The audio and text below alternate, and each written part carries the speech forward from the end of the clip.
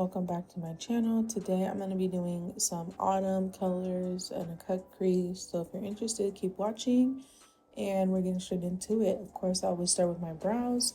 I hate when they get powder on them and stuff like that, so I like to do it with my fresh clean face before I get any product on it, so I have, way to work around and I can keep going over it without getting any dust or foundation or anything like that in my brows. If you've been watching my channel for a minute, you know that I've used the Got2b Ultra Hold Gel for my brows before. And of course, my Elmer's brows I always do.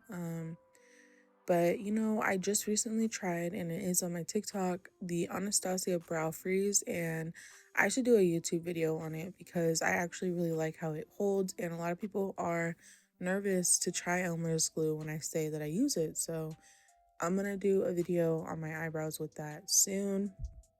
But other than that, I'm going straight into my eyes. And if my voice sounds raspy or like my throat is itchy, because it really is. Like, I have this problem where I sleep with my fan on and then expect to feel amazing in the morning, but I don't. And it hurts my throat, makes me stuffy, makes me feel sick. So good thing I'm not. Anyway, so I'm going in with this little, it's like a deep red, almost like a burgundy, but not quite, as my base. And I'm just going to make that shape of my cut crease. Like I said, I wanted to do like fall colors. So today I'm going to be using this one. And then more of like an orangish red on top, like so. Just to give it that blend right above the red that's already there. And then I'm also going to be using a yellow for my cut crease. And I think those colors are really fall vibes. So yeah.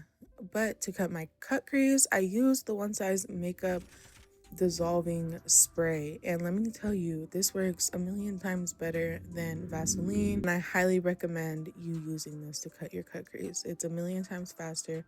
It's a lot less messy. You don't have to use as many Q-tips, and it's just faster. I don't know, that matters a lot to me, especially with makeup. Like, I don't want to be sitting in my chair for 5 hours. So yeah, so that's what I use to cut my cut crease. I always make sure that I have a couple clean ones too, because I don't want to keep reusing it. You can kind of see that the red stays on it and rubs with it.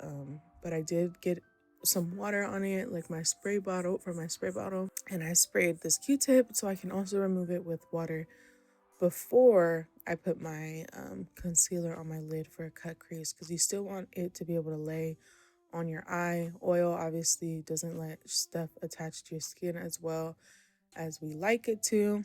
So I always remove the excess oil from the dissolving spray because it is very oily.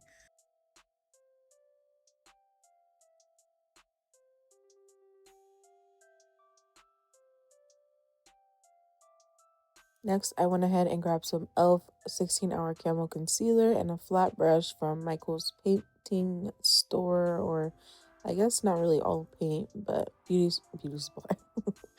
It basically is a beauty supply if you're into makeup, because there's so much fun stuff you could do with makeup in there. But anyways, art supply is what I meant. So this is a painting brush. It's not a makeup brush, but it works amazing for cut creases. It helps me be precise, and yeah, it's amazing. So if you ever want a flat brush and you can't find one you like in makeup, get one from the paint store. I'm telling you right now, this is the only one that satisfied me. But anyways, I went ahead, did my cut crease with a good amount of product on my brush, and then I'm brushing all that concealer down onto my eye and setting it with this yellow color, this really bright, beautiful yellow. I mixed it in with a mustard yellow to get that look, but it is very pretty together. I love this little dynamic of the maroon and the yellow. So especially with my blonde hair, I think it looks really pretty.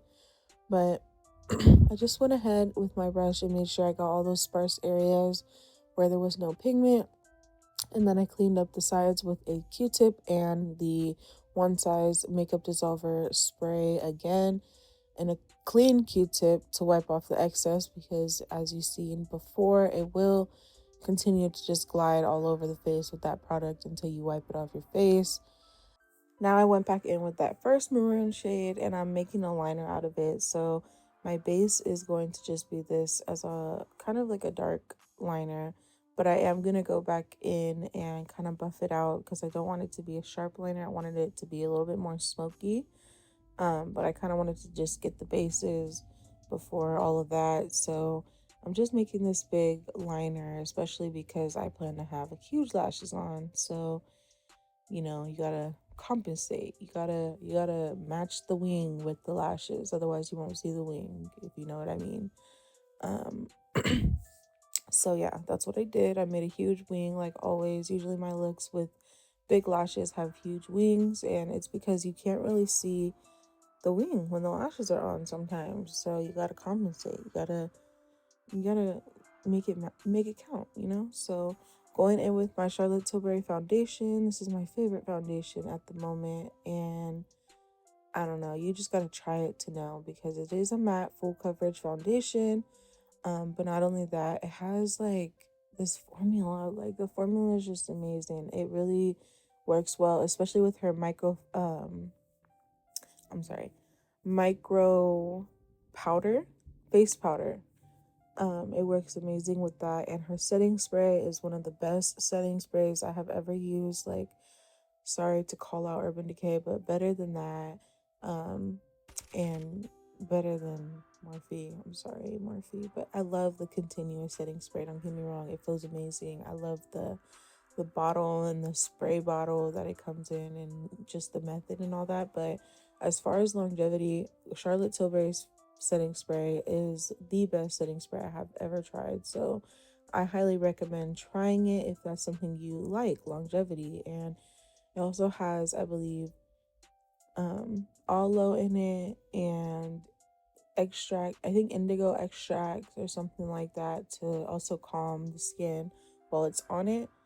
It does have fragrance, so if you have sensitive skin, wouldn't be like my top recommendation to you, but I also do have sensitive skin and I use it and it's fine. So you kind of just, you got to do it at your own risk. So now I am going in with my Bare Minerals stick foundation in the shade Sienna to just buff out some liquid contour with my beauty blender. I did it on my cheeks and my nose, underneath my lip and my chin, just to get that depth going, because we are going to highlight with a really bright concealer after this, the e.l.f. concealer to be specific. And we want to make sure that there's some good dimension going on. So what contour does is add the depth, and what highlighting does is add the brightness and the, I guess, exaggeration and lifting, bringing something forward. So that's what we're doing. We're going to brighten our under eyes and set it right away. Like I mentioned, I have the Charlotte Tilbury powder, so I am going to blend out all of this concealer, make sure that it's completely crease free, not too much pigment in one area. You don't want it to be super wet, which is also why I like this concealer, because it is a very matte concealer. So once it starts to dry on your skin, it's like set in stone. And if you set it with powder, like it's really gonna stay there. Like, no joke, it will stay. So I really like this concealer. A lot of people don't care for it, but it's all in how you use it too. Me personally, I feel like I can make any makeup product work because it's all about technique. So whenever you don't like something, there's always another way to use it, a better way to use it, before saying that it's a bad product. So obviously everyone has their preferences on what products should do and how they should work and stuff like that. But at the end of the day, makeup is makeup, and it's just to like have fun, work with what you got, and just learn new things, teach yourself new things, try new things, practice things you've seen on TikTok, practice things you've seen on YouTube, whatever it is. Just try it out and see what works for you, because what works for me might not work for you, and what works for you might not work for me. So it's all in the air. You gotta just try it out, see what you like. But I went ahead and set underneath my eye and underneath my cheek contour which if you watched my page, you probably did notice that I lowered my cheek contour a little bit. And I did it because I have like a line in my cheek, kind of like um a, it's kind of like the depth of my cheek, and it goes a little bit lower than where I was actually applying it before. I just kind of I put it up a little higher to give it that look and to kind of create that illusion, but I don't mind where my cheekbone is naturally, and I think it actually looks good on me. So I just started doing it a little bit lower where that dimension actually is rather than on top of it. And if you notice, then you're a real one. If not, then get off my page. No, I'm just kidding. But I went ahead and did this other eye as well, the same exact way. And you can see that it's already blended, but I'm just tapping because I'm trying to get the product to dry as much as possible before I set it with powder, just because I don't want it to be a super mess. Like, it will turn into a mess.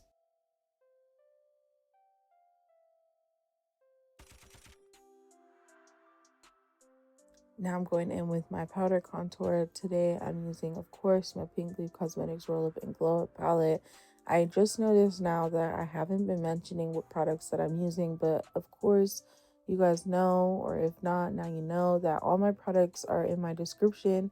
And also, when you go on my Instagram, they're always going to be under that video or whatever it is, a reel of my um, feed. So there's going to be a video, a before and after in the middle, and then some excess like pictures and just stuff in that look, whatever I wanted to post.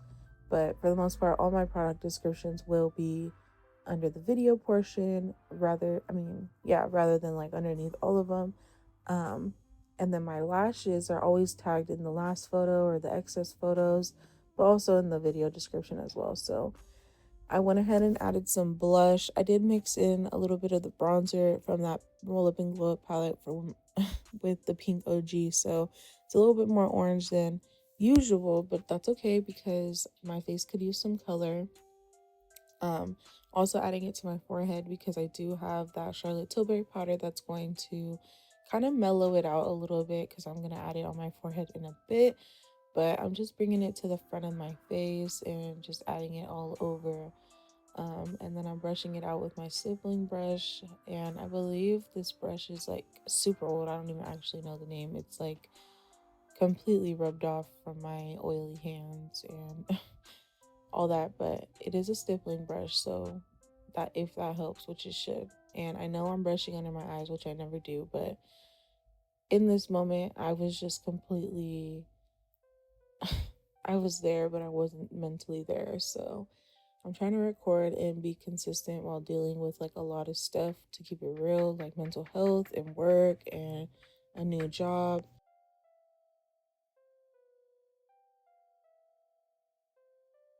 So, anyways, yeah, I've been going through a lot of stuff mentally. I'm trying to like be consistent on my YouTube, but this is me just being genuine with you guys and keeping it real because I feel like a lot of influencers or people on social media don't really talk about it unless that's like their whole ass niche. Is that what it's called? Like that's all they talk about. But it's something that's super common and needs to be talked about. So, and I've talked about my nose contour a million times, but one thing I don't really talk about is mental health, and I think that is super important. And you can't really do anything if you're not mentally okay. So, unless you have really like high functioning anxiety or depression, which I do not. So when I'm feeling low, I don't want to work. I don't want to do anything. I don't even want to shower. And it sounds gross, but it's real. Like, yes, I bring myself to do it anyway, but do I want to? Absolutely not. And it feels horrible. It's dreadful. Like, doing anything sometimes, and you just got to keep going. You got to force yourself to keep pushing for the things you want. Obviously, things don't come for free in life, especially in America. So, that's where I'm at. It's good to keep it real with yourself, but also with others. Nobody's perfect. We're always all gonna go through our own thing. We're not the main character in everyone's story, so something to keep in mind. But side note, these are from Chicana Made lashes in the style Torpedo. They're huge, I know, I'm aware, but I signed up for this, so I did put them on with pride and confidence.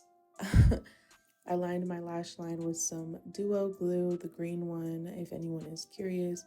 My favorite eyelash glue. Any glue that has this little wand, I guess, is my favorite. They're always really sticky, these ones, the clear ones. But if you're using a white glue still, please switch over to come to the dark side, because this is a million times stickier and easier to work with. You don't have white stuff all over your lashes by the end of the day. But I went ahead and just let it sit for a little tiny bit. I have a fan on me, so I was letting the lashes kind of get a little bit tacky. I did trim the ends of these also because they were super big, and I have small little tiny eyes even though they look big to everyone else.